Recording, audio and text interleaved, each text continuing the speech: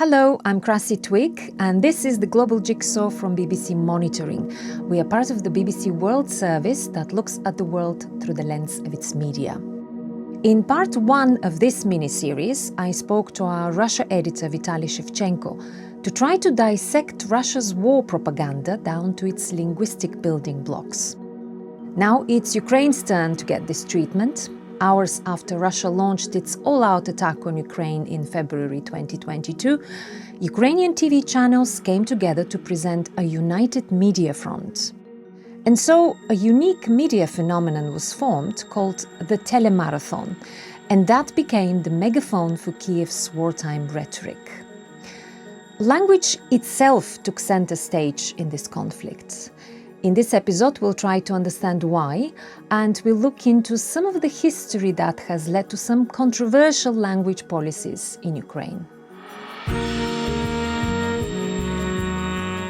Margarita Maliukova from our Kyiv team took on the challenge of illustrating Kyiv's answer to the Kremlin's warspeak. Thank you for joining us today, Margarita.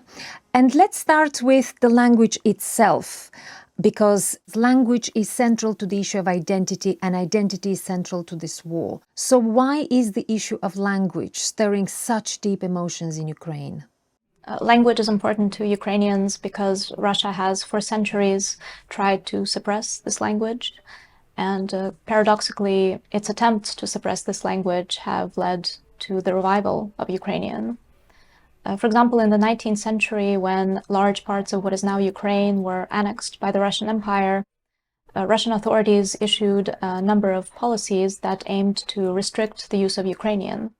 And they even went so far as to say that Ukrainian is not a distinct language, that it doesn't exist. In Soviet times, Russian was, again, the lingua franca of the Soviet Union. It replaced Ukrainian as the language of education, culture, power. Hundreds of Ukrainian intellectuals were executed in Soviet times, and among them were Ukrainian writers. In 1991, Ukraine gained independence from the Soviet Union, and Ukraine became its only official language. But this was not the end of Russian attempts to impose its own language on Ukraine. In 2014, when Russia annexed Crimea and supported the separatists in Donbass, it did so on the false pretext that Russian speakers in Ukraine were facing discrimination. But this was not true, because Ukrainian was not actually the dominant language at the time in the media.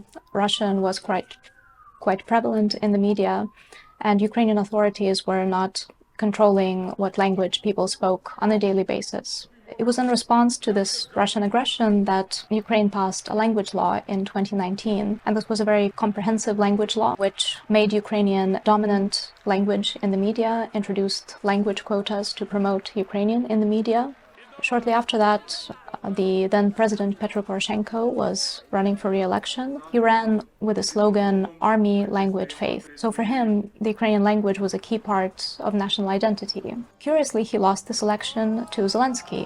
Candidate Zelensky at the time had a very different vision of the Ukrainian identity, one which was cosmopolitan, which was multilingual. Де не важливо, як названа вулиця, бо вона освітлена та заасфальтована.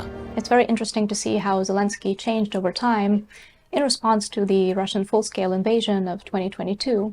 Zelensky now addresses Ukrainians exclusively in Ukrainian. He even passed a law on linguistic decolonization, following which thousands of place names in Ukraine were renamed.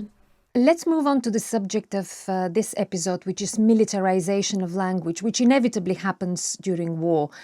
When did it start manifesting itself in Ukraine to begin with? And what are the examples that have stayed with you? The militarization of language started when the Russian aggression started, which was in 2014. So I remember some of the earliest words that emerged in the Ukrainian language.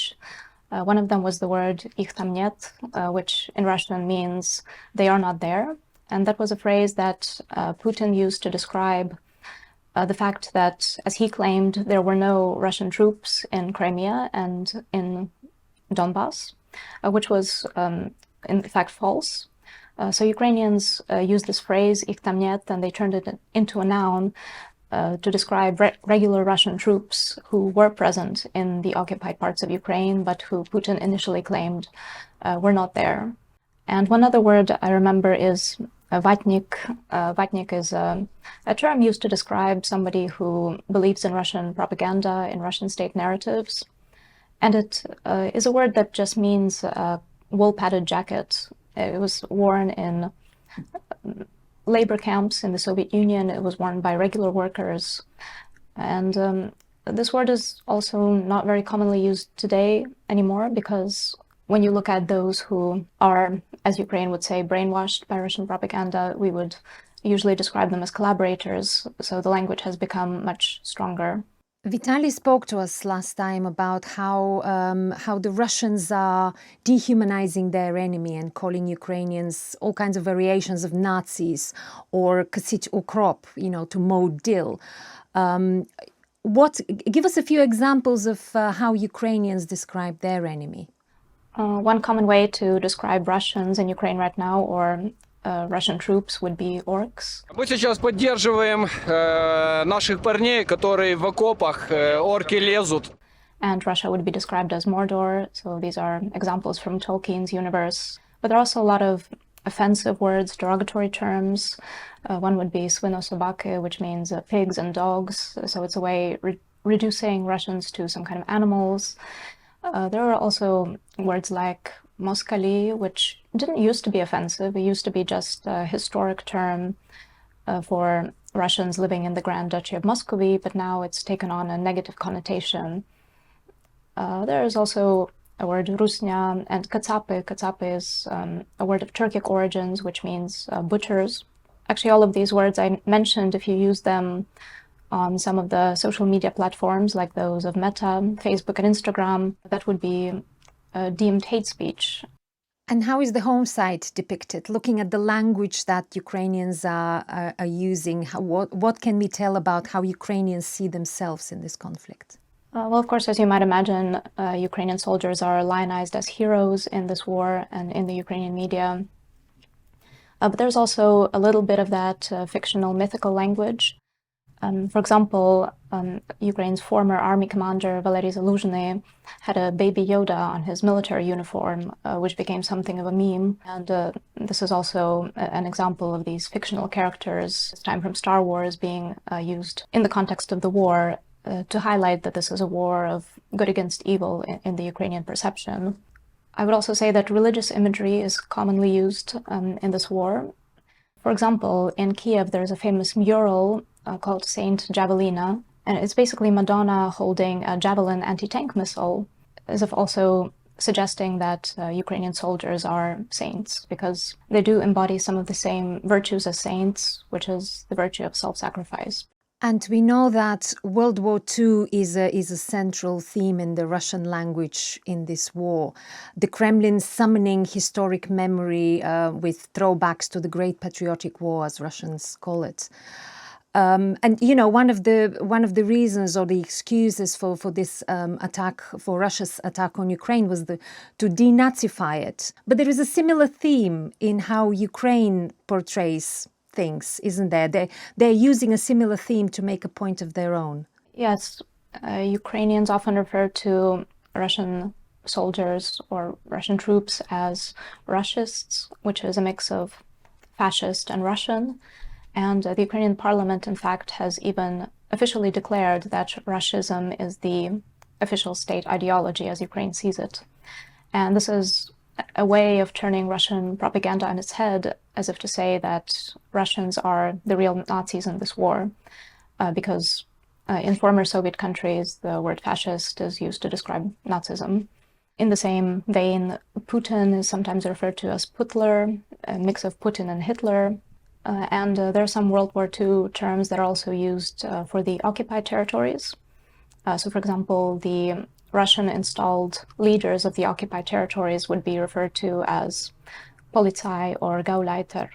One more prominent figure from the World War II era is Stepan Bandera, the Ukrainian nationalist leader, who is vilified by the Russian state media and glorified to some extent in Ukraine. And Ukrainians now sometimes refer to Molotov cocktails as Bandera smoothies, an example of using the figure of Bandera in a kind of humorous sense. And Margarita, listening to you, I'm reminded that every time we cover Ukraine, with yourself as a speaker as well on this podcast, we notice how much humor there is, and it's such bleak times, but Ukrainians come up with these memes and songs, and humor seems to be thriving. And whether this is a good way to humiliate the enemy, or a way to keep the spirits up, or as a coping mechanism, what are your thoughts on that? And what are the examples that stand out for you?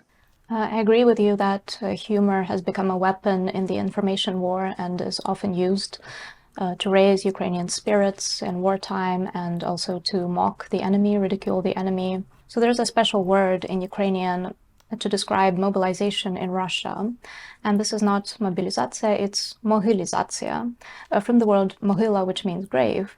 And it's used to suggest that when Russians join the army to fight against Ukraine, they are in fact going straight to their graves, because their death will come very soon. And this in fact did not come out of nothing. It's an observation based on the fact that Russian troops do often throw their soldiers into the meat grinder, do in fact use a lot of new soldiers as cannon fodder. Lots of other examples. I like this word that Ukraine borrowed from Russian, the phrase actually analogov net, which in Russian refers to some kind of new technology, which Russia would say is one of a kind, and sometimes this technology doesn't turn out to be as powerful or as effective as Russia states it is. And one example was Kinjal missile. Так, гиперзвуковой авиационный комплекс «Кинжал» не только поставлен на вооружение, но и с высокой эффективностью используется для поражения особо важных целей в ходе специальной военной операции. Well, it later turned out that it was destroyed in the sky over Ukraine by Patriot missile, and Ukraine mockingly used the phrase analogov net to describe this missile because it was not quite as unique or powerful as Russia claimed it was. Another example of humor I like is the phenomenon of the Kursk People's Republic. So Ukraine recently launched an incursion into Russian territory, into the Kursk region of Russia, and they referred to the territories that they claimed as the Kursk People's Republic, which is mimicking Russia's language, the language Russia used for the territories that it occupied in Ukraine, the Donetsk and Luhansk People's Republics. So it's, again, using Russian language and subtly undermining the enemy in this way. There's even a song we came across that's a made-up anthem of the Kursk People's Republic, which could have come straight from the Soviet propaganda department. So, Margarita, I asked Vitaly this question, and I'm going to put it to you. Have you noticed this language of war evolving in the last 3 years? Yes, the language is constantly evolving. There are new words appearing, and one of the recent prevalent subjects in the Ukrainian media is that of mobilization. So one word that's often used is ухилянт, which is a draft dodger, to describe a phenomenon that exists. Actually, the word of the year for 2024, according to one Ukrainian dictionary, is the word bussification. And bussification is a process whereby men of draft age are being grabbed in the street and are taken to enlistment centers. So in violation of normal procedure. These cases of bussification are isolated. They are still generating some concern in the Ukrainian media, in Ukrainian society. And this is partially also because there is no demobilization as such in Ukraine. So when you enlist in the army, often you have a one-way ticket. Can we return again to the language, to the issue of language itself? Because you mentioned a curious term at the start, language decolonisation. And it's my understanding that this has become a much bigger phenomenon since Russia attacked Ukraine. Can you explain what that means? Yes, it all started with city councils deciding to take down a particular monument to a Russian writer or rename a street. And later on, a law was passed to decolonize Ukrainian place names, otherwise known as toponyms. So if those place names have anything to do with Russian imperial figures or Soviet figures who somehow suppressed Ukrainian national identity, then those would have to be renamed. In addition, there have been changes to the Ukrainian secondary school curriculum. So Russian authors were, in their entirety, taken down from the Ukrainian secondary school curriculum. There are only 2 authors who are not mandatory but are recommended for reading. And those are Russian writers who, in fact, had some connection to Ukraine, who lived here. That would be Bulgakov and Gogol. There was also a law passed which banned Russian music from the public space and also from the media. And there was a curious phenomenon as well recently, which is the introduction of language inspectors. So individuals who would monitor the implementation of the language law, really to help the language ombudsman. Not necessarily to control what language you speak in daily life, but to ensure that in the public space, the Ukrainian language is prioritized. And of course, we know that for many Ukrainians, they wouldn't need to be prompted by law and language inspectors. There's a lot of desire that comes from within to switch to Ukrainian, to stop speaking Russian. So what's the situation in Kyiv, for example? Indeed, there are many people signing up for Ukrainian language courses, particularly among those internally displaced people. So often those who come from Russian-speaking parts of the country, and they would voluntarily sign up for courses to transition to the Ukrainian language. Nobody is forcing them to. I think this is also quite difficult to do, particularly if you grew up in a Russian-speaking environment and you're now in a completely new environment. But I think also there is a lot of will to do it, and it's coming from people's own desire to change. And of course, if people in Kyiv are now switching to Ukrainian, even people who are much more comfortable with Russian, it is a completely different situation in the occupied territories that now Russia controls. Can you tell me about that? It's difficult to know exactly what's happening in the occupied territories, of course, because we don't have much access there. But what we do know is that Russia is systematically removing Ukrainian books from libraries, and according to Ukrainian officials, there are no Ukrainian language books left in the occupied parts of Donetsk and Luhansk regions. There have also been instances of anecdotal evidence, in fact, of books being burned. For example, there's an eyewitness account of a book of poetry by Taras Shevchenko, the Ukrainian national bard, being burned in Mariupol outside of a library. This would be an instance of what Ukrainian officials would call linguicide, so deliberate destruction of the Ukrainian language. There have been attempts in Ukraine to criminalize linguicide. So far it hasn't happened.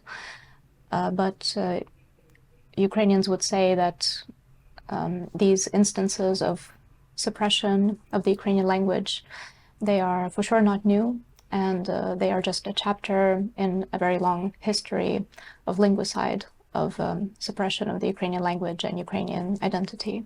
And this final answer leads us to our next series, which will examine Russia's conquest playbook, those efforts to Russify, in other words, forcefully integrate the local population of occupied territories, and what that could mean for the prospect of peace there. Thank you, Margarita Malyukova, for giving us your insights into the Ukraine language of war story. And thank you for watching from the Global Jigsaw team. Let us know what you think by emailing us at theglobaljigsaw@bbc.co.uk.